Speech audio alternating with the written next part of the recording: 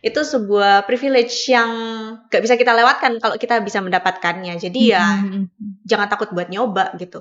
Betul, nah itu satu pelajarannya di-highlight ya di bawah sini ya, jangan pernah takut untuk Ya, mencoba. lebih baik sakit hati gara-gara gagal Heeh. daripada sakit hati gara-gara nggak pernah nyoba. Nah, at least you try.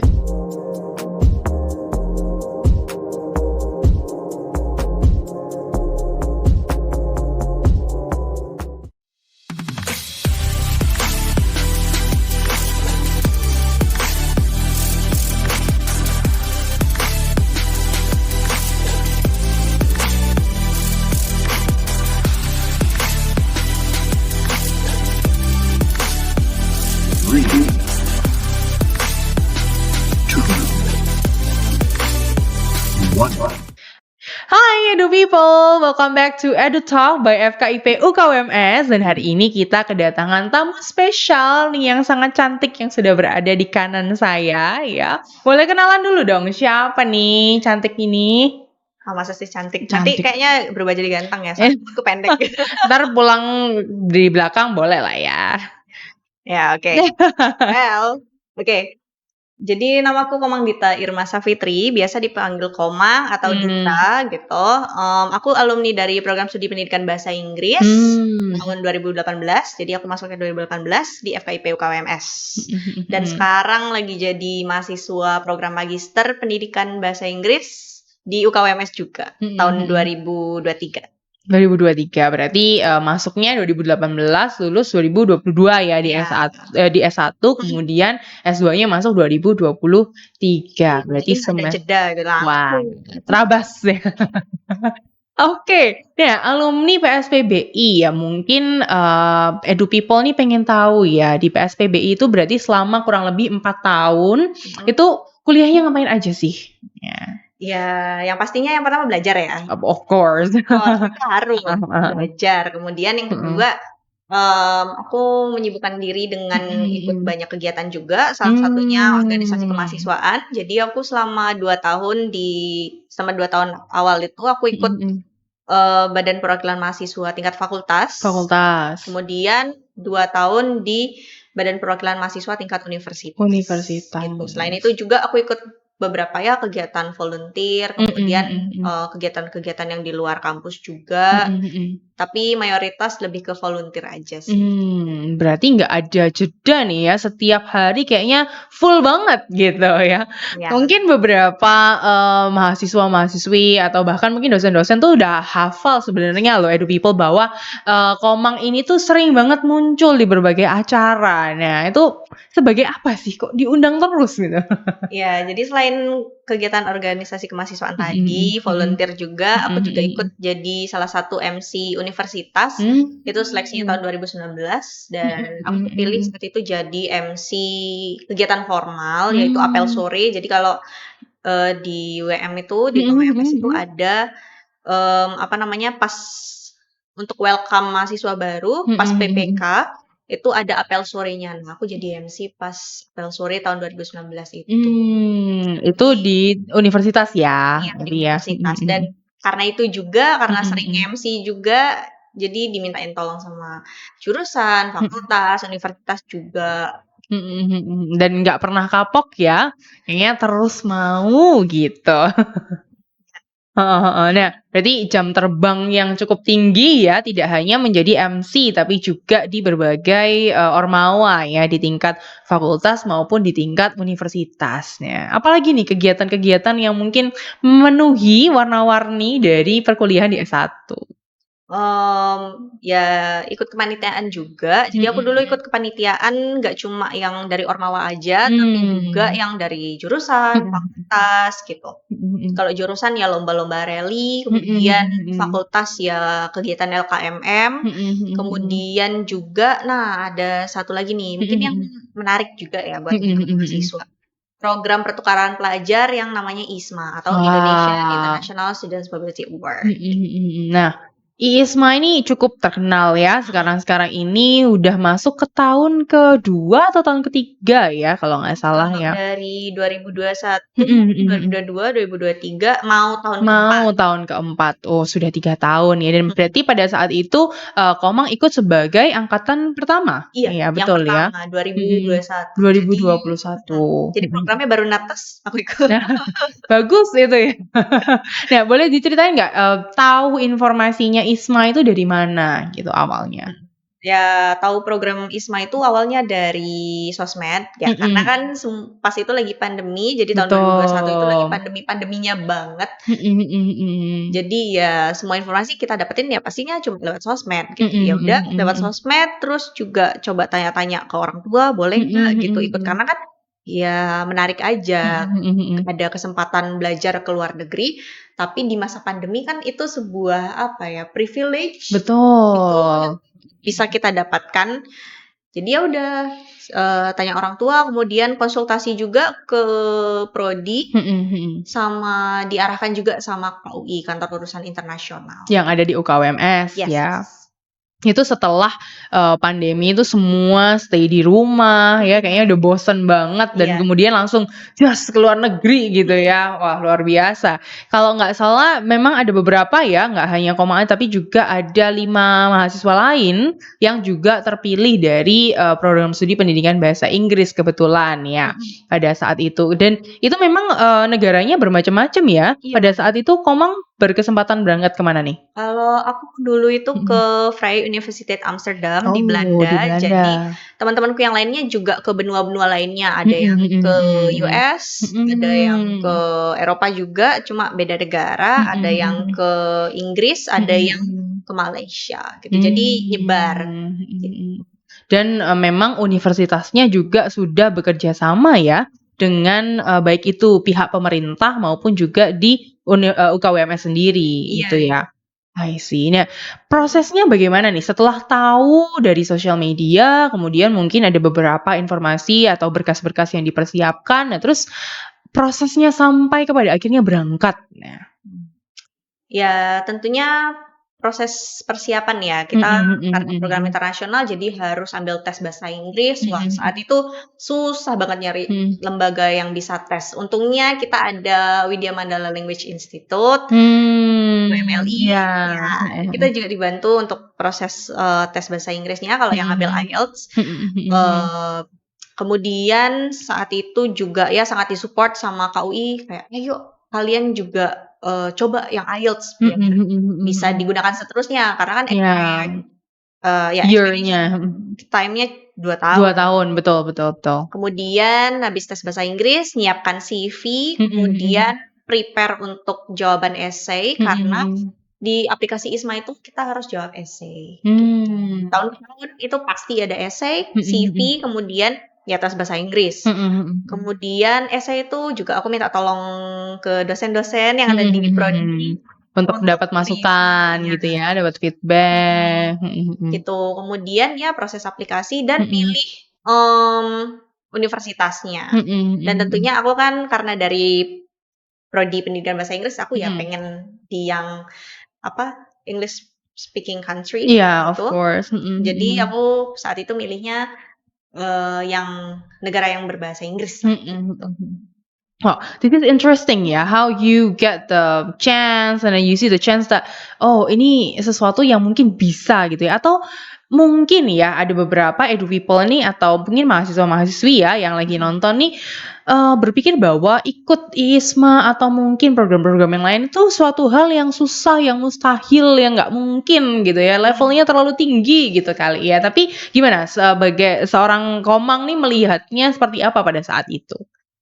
Ya balik lagi, karena sesuai yang sudah aku mention juga, Mhm mhm. ikut program di program pertukaran pelajar ke luar negeri, Mhm yang di mhm. mana itu selama 1 semester, di Mhm. tengah-tengah pandemi, orang-orang nggak bisa ke mana-mana, itu kan sebuah Betul. kayak, wah ini kesempatan yang nggak bisa lewat 2 Mhm. kali nih, Mhm mhm. harus coba gitu. Mhm Dan mhm. memang aku dari awal kuliah memang merasa yang kayak, oke, kalau ada kesempatan yang bisa aku ambil, kenapa enggak? Apalagi kalau Betul. itu akan membawa dampak yang baik, nggak cuma buat kita, tapi buat orang di sekitar kita Mhm juga, mhm mhm gitu. mhm. Jadi itu sebuah privilege yang gak bisa kita lewatkan kalau kita bisa mendapatkannya. Jadi ya jangan takut buat nyoba gitu. Betul, nah itu satu pelajarannya di-highlight ya di bawah sini ya, jangan pernah takut untuk mencoba. Ya, lebih baik sakit hati gara-gara gagal daripada sakit hati gara-gara nggak pernah nyoba. Nah, at least you try. Nah, apa sih persiapan awal gitu ya yang mungkin harus karena gercep ya harus dipersiapkan oleh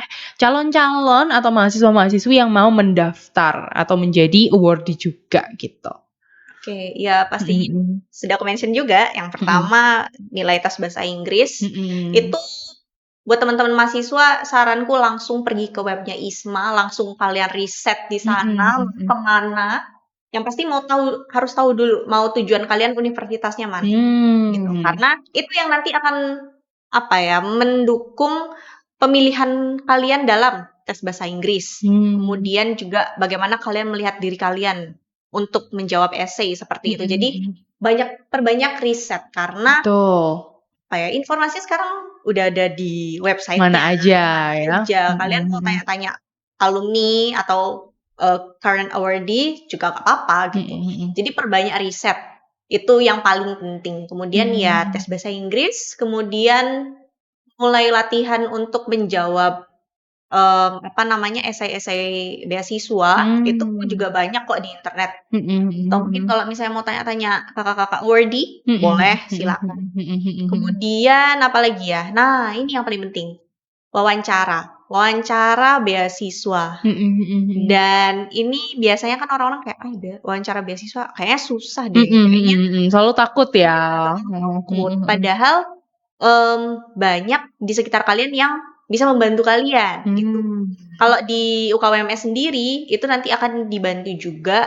Kalau misalnya kalian berminat untuk mendaftar ISMA, kalian bisa konsultasi langsung ke kantor urusan internasional dan mereka teman-teman di sana sangat welcome kalau kalian mau mencoba untuk mendaftar gitu dan akan diarahkan juga. Kemudian untuk interview dan lain sebagainya itu juga akan dibantu. Jadi akan ada mock interview dan lain sebagainya. Jadi jangan takut merasa melangkah sendirian karena sebenarnya ada banyak, cuma tinggal kalian aja yang mau inisiatif maju atau enggak. Dan itu adalah hal-hal yang mungkin bisa dipersiapkan sendiri ya oleh para calon awardee. Nah, bagaimana dengan ini mungkin satu hal terakhir ya yang paling ditakutkan mungkin bahkan oleh calon-calon yang mau mendaftar yaitu tentang biaya. Nah, ke luar negeri pasti mahal ya kan? Dan ada banyak sekali dokumen-dokumen atau administrasi yang perlu dibayarkan. Nah, mungkin pertanyaannya kita bedah ya. Yang pertama adalah pada saat kuliah di sana, apakah benar bahwa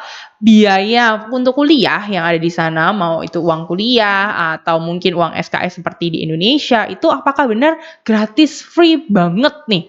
Nol. Oke, jadi program ISMA ini biar kalian juga merasa tenang gitu. Itu namanya tercover sesuai yang ada di website deh. Kalian lihat apa yang tertera di website free-nya. Uang kuliah free. Asuransi ya free, bisa di reimburse. Jadi mungkin kita akan keluar biaya di awal aja. Nanti akan aku mention juga yang keluar di awal apa aja. Tapi uang kuliah dan uang saku kalian bakal dapat. Bahkan dapat uang saku, nggak hanya uang kuliah ya, uang saku juga dapat. Akomodasi gimana? Juga dapat ya. Wah, tempat tinggal guys juga dapat. Oke, nah. Kemudian tadi yang di-highlight ya, mungkin hal yang kedua nih yang perlu dibayar. Oh, berarti ada yang dibayar duluan. Nah, apa tuh yang dibayar duluan? Ya, namanya mau keluar negeri ya, pasti. Perlu apa? Paspor, betul. Paspor, betul. Kita harus keluar biaya untuk bikin paspor. Terus yang kedua, kalau keterima ya pasti visa dong. Visa. Kecuali ada universitas yang biasanya minta langsung ke ISMA. Dan itu biasanya kalau aku kemarin yang ke Belanda, ke VU Amsterdam, dari kampusnya langsung yang minta ke ISMA karena pihak kampus, imigrasi kampus yang langsung membantu gitu. Jadi mereka ada layanannya sendiri gitu. Kemudian paspor, visa, kemudian ya tes bahasa Inggris pastinya perlu biaya kan. apalagi kalau misalnya kalian ngambil IELTS, nah itu perlu biaya gitu. Mhm. Tapi balik lagi, kalian perlu nggak IELTS? Atau kalian perlunya cuma Duolingo aja? Dan itu balik lagi keputusannya ke kalian gitu. Kemudian kalau sekarang itu kalau nggak salah juga ada SKCK, kemudian surat keterangan bebas narkoba. Nah itu juga pasti perlu biaya gitu. Dan asuransi. Biasanya asuransi kita bayar di awal, tapi nanti akan di-reimburse oleh pihak ISMA karena ISMA ini kan juga sebenarnya dibiayai oleh LPDP gitu. Kerjasamanya LPDP dengan Dirjen Dikti. Oh, I see. Dan itu semuanya berarti possible gitu loh ya, bahwa tidak ada yang impossible teman-teman. Kalau misalnya mau ya cari semuanya, resources semua ada di mana-mana gitu ya. Oke, nah pertanyaan yang lain ya, kita agak sedikit shifting ya kepada sebuah masalah yang mungkin pernah terjadi beberapa bulan yang lalu. Nah, mungkin sekitar di bulan Februari itu ada suatu masalah atau isu yang sangat menggemparkan gitu ya, bahwa ada beberapa awardee, mungkin bukan hanya dari ISMA ya, karena ISMA ini kan hanya salah satu contoh program pertukaran pelajar. Mungkin ada program-program lain yang mungkin nggak kita sebutkan di sini gitu ya, tapi tahu dong ya yang cukup terkenal itu di bulan Februari sampai dengan bulan Juli. Nah, ada masalah at people bahwa awardee yang mendapatkan award untuk pertukaran pelajar itu enggan pulang. Gimana nih? Mungkin mereka nyaman di sana dan bahkan sampai terakhir itu diminta untuk sanksi membayar gitu ya, membayar kembali, dan dari sekitar 6 orang terakhir itu semuanya akhirnya membayar kembali. Jadi mereka rela untuk membayar kembali denda gitu ya supaya mereka bisa stay di sana. Nah, menurut Komang nih, apakah benar ya? Mungkin ada perasaan-perasaan pada saat Komang masih di Belanda tuh ya, aduh, pengen banget stay di sana, nggak mau pulang gitu ya. Gimana, Komang? Oke, kalau aku pribadi melihatnya sebagai ya saat itu ya, saat menjadi awardee maupun sekarang sudah jadi alumni. Saat jadi awardee, ya waduh, ngerasa kerasan banget pastilah. Lagi negaranya sangat-sangat yang apa ya? Kalau kita bisa bandingkan gitu dengan Indonesia, pasti orang-orang juga yang kayak mending tinggal di luar negeri lah, lebih bersih, lebih yang way better kelihatannya. Tapi ya balik lagi, kan kita sudah ada komitmen untuk harus pulang, ya kita pulang. Dan kita harus melihatnya adalah, oke, negara itu bagus, berarti nanti kita harus mencari kesempatan juga di mana kita bisa ke sana dengan tujuan yang ya mungkin belajar atau mungkin kerja. Jadi nanti ada kesempatan itu yang akan menjadi motivasi kita untuk kembali ke sana gitu. Jadi ya karena kita ada komitmen, yang dimana kita harus pulang, ya kita harus pulang gitu. Jadi nggak bisa kayak kalau misalnya aku di Belanda, aku pengen stay di sana, ya nggak bisa karena dibiayai sama negara Indonesia, nggak pulang kan gitu. Apa ya? It's wrong gitu. Salah. But to have the mindset of it is wrong, itu mungkin nggak semua awardee bisa punya ya. Berarti ini tidak hanya berbicara tentang mungkin lebih enak di sana, atau mungkin di sana itu bisa dapat uang lebih banyak sehingga bisa bayar denda, nggak hanya seperti itu ya, tapi mengenai mindset nih. Nah, gimana sih caranya supaya punya rasa belonging gitu ya, bahwa kita ini harus pulang, nah kayak gitu. Yang mungkin nggak semua berpikir itu adalah sebuah kewajiban yang harus dilihat oleh awardee. Ya, kalau aku sih pribadi melihatnya karena aku juga masih punya keluarga di Indonesia, itu satu. Ya, kalau misalnya kita stay di sana dan nantinya itu menimbulkan masalah, ya gak cuma kita aja yang repot, tapi orang-orang sekitar kita juga akan repot. Dan itu apa ya? Itu pastinya nanti akan berdampak ke depannya gitu. Kalau misalnya misal aku dari ISMA itu bersikeras untuk stay di sana, dan aku pastinya nanti akan merepotkan pihak kampus di WM, akan merepotkan keluarga, akan merepotkan teman-temanku yang lain, dan juga isu ini pun nanti akan naik, dan ya aku nggak mau itu terjadi gitu. Ibarat kata kita dibiayai oleh negara, masa kita nggak mau give back ke negara gitu. Tapi untuk ya memang untuk punya mindset atau mungkin pemikiran atau mungkin prinsip seperti itu memang ya dari diri sendiri dan dari lingkungan juga sangat berpengaruh sih kalau menurutku. Iya. Dan gimana caranya supaya nih calon-calon awardee yang mungkin mau berangkat ini supaya mulai berpikir demikian bahwa nggak semua yang bisa mereka lakukan itu bisa mereka lakukan. Mungkin ada beberapa batasan-batasan yang mereka harus tahu nih, harus pelajari. Nah, itu gimana nih caranya untuk mungkin listing ya hal-hal yang mungkin ini oke, ini tidak, ini oke, ini tidak. Nah, gitu.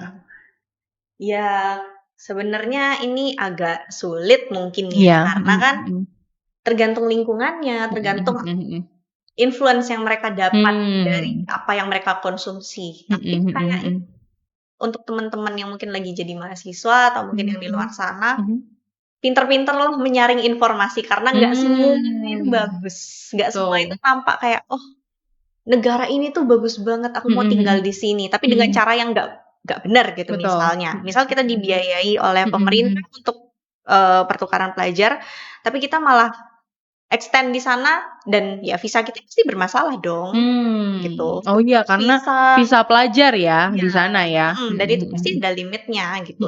Dan kalau mau extend pun pasti harus ada administrasi lainnya gitu. Jadi kalau aku pribadi sih aku melihat ya yang pertama pinter-pinter untuk menyaring apa yang kalian terima, apa yang kita terima basically dari sosial media, dari lingkungan sekitar. Kemudian yang kedua, ini cara aku pribadi. Aku memikirkan ke depannya akankah ini menjadi ribet? Akankah merepotkan kita sendiri gitu. Karena kan misalnya ya kita track back lagi ya. Kalau misalnya oke, aku stay di Belanda. Sebenarnya pada saat itu aku di Belanda tuh sisa stay-nya sih sampai April 2022. Tapi ya karena harus pulang ya ya kenapa harus stay di sana karena ya kan balik lagi uang ya biaya pasti lama-kelamaan menipis. Itu satu. Kalau mau kerja juga kita perlu visa. Betul, visa pekerja ya. Atau enggak visa stay. Sedangkan visanya cuma student. Jadi jelas nggak bisa. Jadi dari administrasi aja udah nggak bisa. Biaya juga nggak bisa. Mesti kita bersikeras untuk stay di sana ya. Gimana? Apakah akan mempersulit diri sendiri? Ya. So we can say that we have to think of what we want to choose ya. Jadi pertimbangannya adalah beratnya di mana. Apakah langkah yang diambil ini tuh memberatkan ke depan atau sebenarnya ini adalah suatu hal yang bagus, mungkin gitu ya. Dan karena nantinya kalau misalnya kalian kita punya mindset, oke, negara ini bagus, aku pengen tinggal di sini. Nanti kalian akan nanti kita akan menemukan jalannya untuk kembali ke sana, entah itu mungkin kerja. Kalau kerja kan ya izinnya pasti jelas dong. Betul. Administrasinya jelas dong gitu. Enggak yang dan mungkin itu juga kita bisa kalau kerja kan ya sama perusahaan di sana. Atau mungkin kita mau mencoba untuk beasiswa lagi nih. Beasiswa yang ya mungkin mirip-mirip dan dia dibiayai di sana, jadi kita bisa stay di sana gitu. Ya itu jalannya baik gitu. Jalannya benar. Jadi kalau maksudnya benar, jalannya itu juga benar dan hasil akhirnya juga benar ya. Jadi motivasinya dulu nih berarti ya yang bisa membangun nanti mindset ke depan ya. Motivasinya harus benar. Kalau belajar ya belajar ini ya. Kalau mau bekerja ya bekerja nantinya gitu ya. Wow, interesting banget nih hari ini ya. Ini levelnya udah nggak nasional nih ya, levelnya udah internasional loh ini ya. Thank you so much Komang buat ceritanya. Mungkin last statement nih buat teman-teman ya, pesannya untuk teman-teman yang mau daftar nih. Oke, last statement ya. Ya, seperti kataku tadi, yang pertama banyak-banyak riset tentang universitas apapun yang kalian mau. Jadi nggak cuma ya program ISMA aja, tapi kayak basically ke segala hal yang menghadapkan kamu pada pilihan, kamu cari tahu dulu resikonya apa konsekuensinya. Karena nggak bisa kalian cuma asal pilih aja. Karena nanti satu pilihan itu akan membawa dampak seterusnya. Betul. Gitu. Kemudian yang kedua, jangan ragu-ragu seek help ke siapapun sekitar kalian yang kalian rasa mampu. Kalau misalnya contoh, kalian mau daftar ISMA, kalian mau nulis essay. Ya bisa tanya dosen yang mungkin pernah keluar negeri gitu. Betul. Atau mendapatkan beasiswa keluar negeri, ya kalian silakan reach out karena kan dosen ya nggak mungkin eksklusif dong, Iya, mungkin yang kayak nggak bisa menyimpan sendiri. menyimpan ilmu gitu. Enggak Kalau dong. menyimpan ilmu nggak jadi dosen Betul. gitu ya. Itu jadi 2 itu ya aku rasa paling penting 2 itu, dan yang terakhir jangan takut buat nyoba karena kalian nggak bakal tahu rasanya kalau kalian nggak nyoba. Betul, betul ya. Dan tadi sedikit yang saya ingat adalah kalau gagal itu lebih tidak menyakitkan daripada tidak mencoba sama sekali gitu ya, karena biar tahu gitu ya. Nyeselnya nggak nyoba itu lebih besar ada nyeselnya Gagal mungkin ya. Oke, thank you so much Komang. Mungkin kita tutup ya. Kita tagline sedikit boleh ya? Boleh. Nanti pada saat saya bilang EduTalk, terus kemudian kita bilangnya let's talk, share, and be educated. Gitu ya? Bisa dong. Oke, so let's close today's and this episode's EduTalk. Terima kasih Edu people. See you on the next episode in EduTalk. Let's talk, share, and be educated. Bye.